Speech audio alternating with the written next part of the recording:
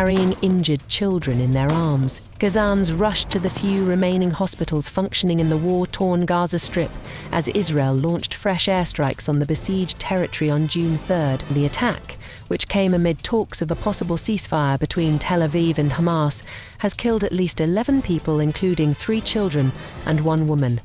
Amid the latest violence, the fate of the 3-phase ceasefire plan announced by United States President Joe Biden last week remains in the doldrums as Israel is yet to commit to the proposal officially. On May 31st, Biden presented what he labelled an Israeli 3-phase plan that would end the bloody conflict, free all hostages and lead to the reconstruction of the devastated Palestinian territory without Hamas in power.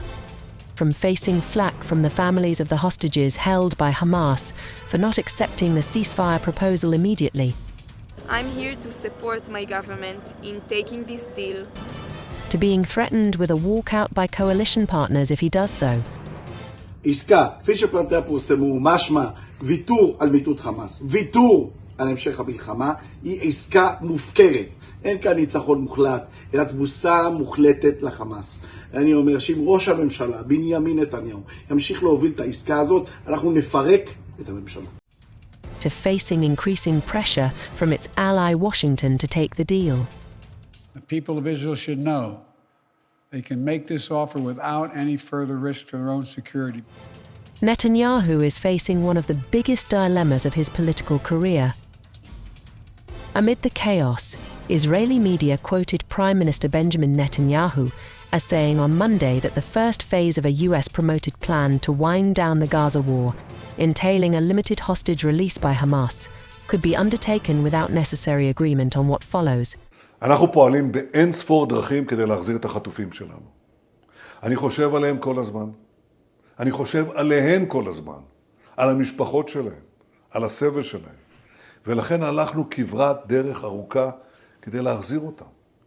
אבל תוך כדי הפעולה הזאת, אנחנו שמרנו על מטרות המלחמה. בראשן חיסול החמאס. אנחנו מתעקשים שאנחנו נשלים גם את זה וגם את זה. וזה חלק מהמתווה. זה לא משהו שאני מוסיף עכשיו. זה לא משהו שאני מוסיף כי לחצו עליי בקואליציה. זה משהו שסיכמנו עליו בקבינט המלחמה פה אחד. Several questions are now being raised as to what extent Biden's speech and some crucial details were coordinated with Netanyahu's team, including how long any truce would hold and how many captives would be freed when. Mediators of the deal, the United States, Qatar and Egypt responded by saying they called on both Hamas and Israel to finalize the agreement embodying the principles outlined by President Joe Biden.